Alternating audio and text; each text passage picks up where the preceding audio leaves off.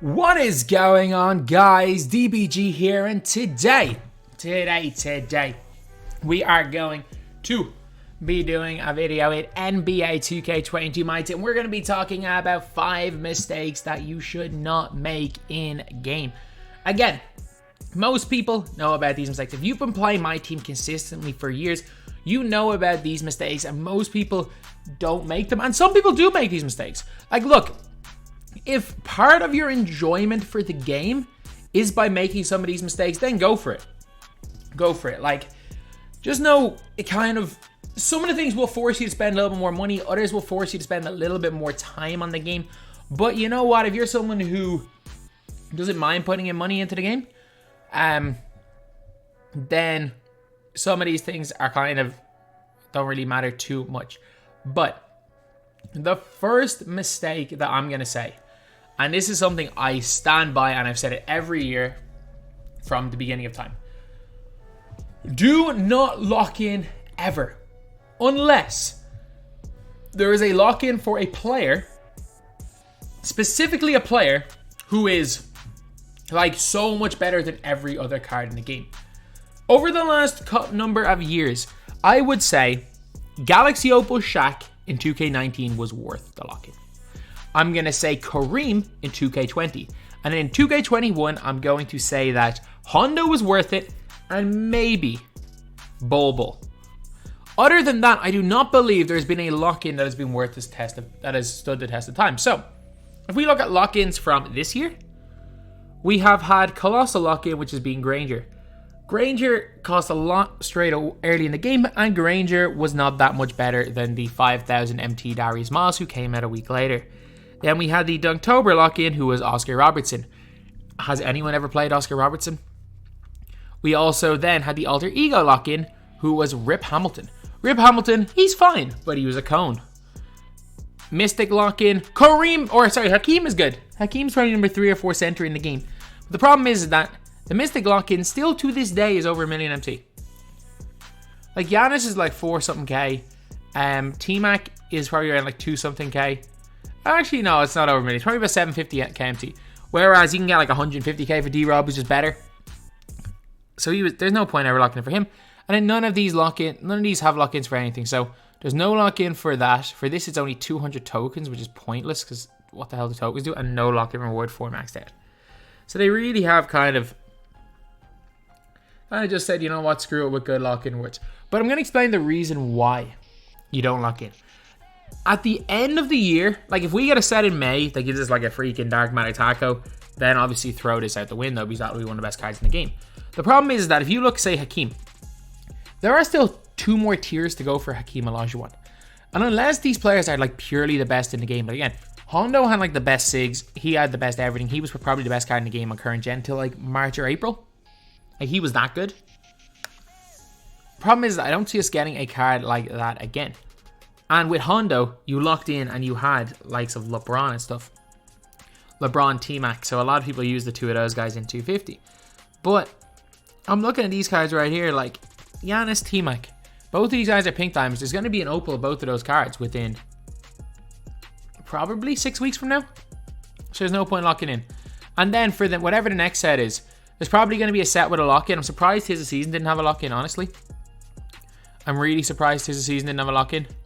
But, like this set right here. You had LeBron, you had Steph. Both of these guys are like 500-ish K for LeBron. And you've got 350, 400K for Steph. And then Kawhi is like 200K. So these 3 guys combined for over $1 million. Then Blake, Rudy is another 100K combined. So like it's like probably 1.2 million. And the problem is, like, unless this lock-in was the literal best card in the game, it would be crazy to lock in for it. It'd be absolutely crazy. And the only thing is that we got opals earlier this year. We got opals in Season 3, and we have 2 weeks left in this, whereas you got them in Season 4 last year. Last year, we didn't get opals till Season 4. So this lock-in, so we're probably getting Dark Matters in February this year. So, like, we start getting Dark Matters, like in 2K20, in February. That just means that these cards, even though LeBrons and the Currys are going to depreciate in value so quick. So what hell happens if you lock in for a Galaxy Opal card and it suddenly is a Dark Matter 2 weeks later after you've locked in a million MT? As soon as the first Dark Matter comes out, all these diamonds tank in price, or all these Galaxy Opals tank in price, just like the pink diamonds are tanked in price. Well, the pink diamonds that aren't price fixed tanked in price because of the opals. So just don't lock in for collections. Just don't lock in. If you're new to it, I've probably explained that really badly, but just don't lock in. Another thing, spending MT for level 40 rewards. So if you're spending MT, like for example, renting cards for a lot of MT. So if you're going to get a Magic Johnson, if you're just like, okay, I'm going to go and spend a whole bunch of MT. Like, there's no point spending 100k MT for 1500 XP. There's just not. Like, if you want to buy a card, keep them kind of cheap. Like, you can get diamonds in most of these sets. So you can get diamonds. Even you can get some of the pink diamonds. You can get normally cheapest pink diamond for a little bit cheap, especially when they come out like a Blake Griffin or something. And that rental is only, say, 5,000 MT. But if you're renting for over 100,000 MT, if you're renting for over 100k, the price you're sending back, you're losing 10k MT. Again, I've done it a few times, but I don't advise you to do it because you can steal, if you just, because of all these like signature series, points, assists, rebounds, and blocks, if you just look for cards that are 10k and under. So like, again, you sell back a 10k card for 10k, and you lose 1,000 MT, that's nothing. You can complete all of these, and you miss out on like, what is it, 1,250 MT that I missed out on, or XP. I'd be maybe 10,000 XP less, and you're still in a good shape. And as the season goes on, more and more good cards are going to be available. Like, there's just no point buying these like high overall cards, because again, Gervin at some stage probably going to be like 2,000 MT. Just go and use that. Original owner Dirk, with any original owner Dirk, he's a pre-order card. Just keep up with your like weekly challenges. Again, I haven't. I'm just gonna say this right now. I have not kept up with my weeklies at all. Like week 1, haven't even finished week 1. Have not finished week 2. To be fair, like I can finish that right now. But I've not finished week 3. I'm still on part 1 of week 4. Like, I just have not been bothered. So just honestly, do your like easy My Career ones. Do some of the simple ones like play TT online. Like these are easy. Keep up with your weeklies, and you're not gonna need to buy any cards. 2K are giving out more than enough XP. Level 40s are becoming easier and easier. Ever since 2K stopped the level 40s just being demigods, like level 40s were always just gods in 2K's past. Whereas this year, especially Allen Iverson, is just very weak. Just take your time. You don't need to be first. If you're a content creator and you want to get first Iverson or something, it's not even the end of the world. Like, it's not even the biggest deal. Like, people care less and less about getting first as every season goes on. Obviously, people cared quite a bit with Prim Parachute getting Curry at the start of 2K21, but as time's gone on, getting first at a card really doesn't make that much of a difference. So, now, we're on to the thing that almost everyone is guilty of. And it's overspending during the pink diamond and opal era, which is right now. Hoard MT. I'm telling you, hoard your MT. Dark Matters are coming sooner than last year. And once we get Dark Matters, don't buy the first Dark Matters. You don't need to spend your MT. I'm hoarding. I'm overkill on it. Do not hoard like me. Like, I am way too overkill with this. But for example, if you go with these guys right here, if I bought Clay and trying to think of a good like 100k and D-Rob. If I bought Clay and D-Rob, I'm still like 800k. Move somebody to the bench, and then, I don't know, Mike in or something. Move Mike into the bench, get in at starting center, D-Rob. Power forward, Kevin Garnett. And you're suddenly looking at one of the best teams in the game. Right here. And then maybe John Wall as well. If you guys, I prefer Smart, if you guys want for John Wall. So I'm still sitting on like 600k MT with those guys. Like, if, like, I'm the worst for being cheap. So I'm not going to suggest to do what I do, but go somewhere in the middle. Don't spend 300-400k on a card that you know is going to get outdated. I'm sorry, you know they're going to get outdated. And I love, for example, this is the perfect example. Kobe Bryant. You are paying 400-500k for this card, but He's going to be outdated equally as quickly as this Kobe Bryant, who's 236k, who's going to be outdated equally as quickly as this Kobe Bryant, who's almost the same price. This guy I've seen go for less than 200k. I've seen him go for less than 200, lads. Over the last couple of days. Obviously, he's a little more expensive now. But lads, do not, like, I would strongly, my best advice is do not spend over 150k on any player. There is no need to have a 3-4 million MT squad. Like, is there much of a difference between Curry and Marcus Smart? No, I prefer Smart. Is LeBron that much better than Rudy Gay? I don't think so. Like, there will be a stage where we do get demis. That stage has not happened yet. There is going to be a time to buy your cards. And a lot of people are saying, oh, but like, what if we wait until like May or June? Like, the game's already over, it's not going to be fun. And I'm not saying to wait till May or June. But just wait until, hypothetical situation, there's a Dark Matter Tracy McGrady card who suddenly is 300k when he comes out. Because that's the way cards seem to be. Like, cards don't change in price. Like, when pink diamonds were all the rage, the best pink diamonds in the set were going for 300-400k. Like, this is not a year where, because of the 75th set, and because of the fact that 2K like to release 2/3 of the same cards, you're not seeing base cards going for over $1 million. Like, you're seeing this LeBron James right here for 429k. He doesn't get range, but they're basically the same card. Like, this is not a terrible price right now. But what happens if next week 2K comes out with, I'm trying to think of a hypothetical card that could be better than LeBron. I don't know.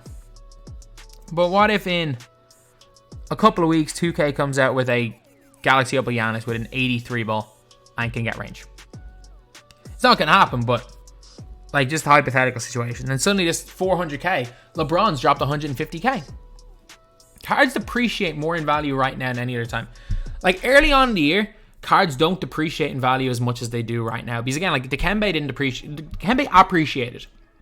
Clay appreciated for quite a while. There was a stage where Clay was like 200k and Clay went up to like 350k. Now he's back at around like 150.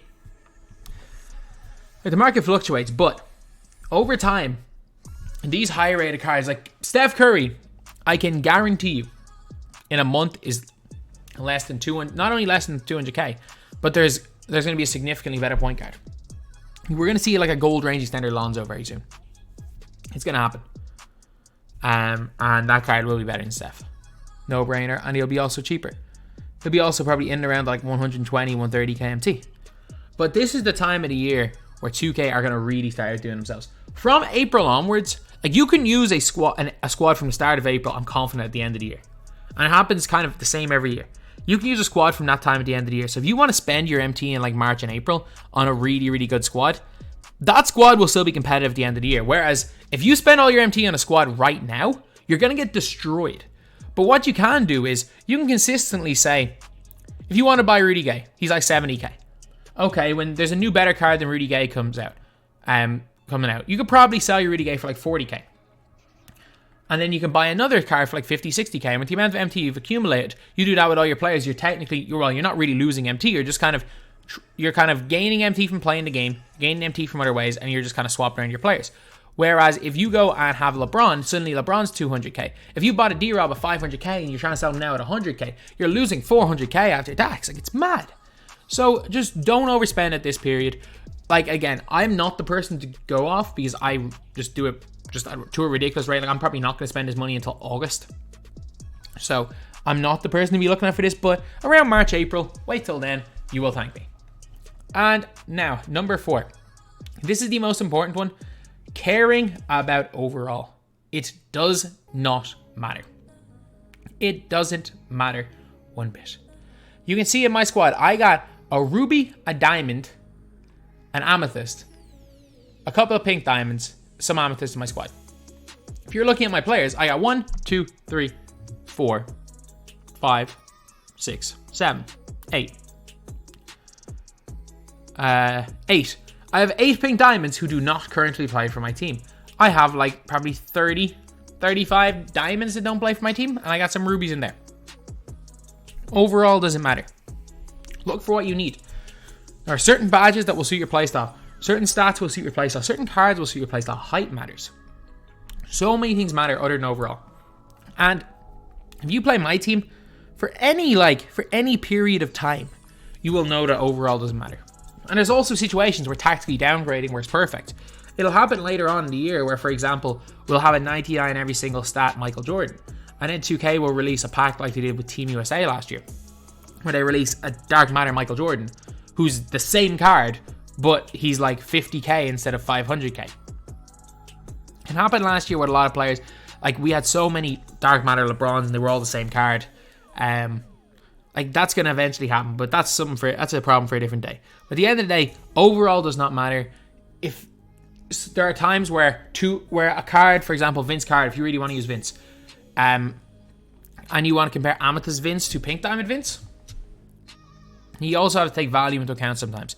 So Pink Diamond Vince is here, and if you are out here with Amethyst Vince, is he a small forward? Yeah. And you're looking, you're like, oh, he's got these 5 extra half badges. I mean, they matter. They don't matter that much because the other Vince has all the same gold badges. And then when you look at stats, you're looking, you're like, oh, he's a lot better. It's like, oh no, +3 in everything, +2 in 3-ball, +3 in ball handle, defense the same, rebounding the same, +2 in speed. You realize they're the same card. So obviously, you just paid a 2,000 MT for the Amethyst. So start kind of like looking at stats for stuff. Look at the more in the overall, because it's one of the least important things when judging a card. Let's not forget, Hito Turkoglu is still one of the greatest cards of all time, and he was a Ruby. And Zach LaVine was a 71 overall silver and still one of the greatest cards of all time, 2K15. And last but not least, not typing in locker codes. The locker codes currently available today. Even with the price, if you don't know, bots are price fixing pink diamonds. They were originally price fixed at 70k, so on the hour, every pink diamond sold 70k. Right now, on the hour, every pink diamond is selling at 60k. So the price fix is less now than it was. But with the locker codes that are available right now, you're guaranteed like 65k MT and in multiple packs. Every week, 2K give locker codes for the brand new packs. Like, there's at least 3 locker codes a week. Like, there are at least 3 locker codes a week. And you're probably getting an average of about 1,500, 2,000 MT per locker code.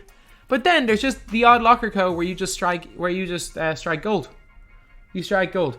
Like, I think throughout the year, I think I calculated in 2K20, I reckon there was a lot more locker codes in 2K20, albeit. Like, there were a lot more in 2K20, and there were a lot more in 2K21. Like, they've really, really toned down on it. But I reckon you could make 300k for the whole year off locker codes. Just need one lucky pull and you can make 300k. And yeah, it's not the biggest deal in the world, but for 2 minutes to type in the locker codes, I would say follow my team on Twitter, but I mean, the locker code app is better for that. Like, there is a locker code app, and it is the easiest way to find out locker codes. So not typing those in is like, could be one of your biggest mistakes. So you're probably costing yourself between 150 and 300,000 MT, to be honest. I'm not even gonna lie, you're costing yourself between that much by not typing them in, maybe more. So anyway, yeah, that's the video.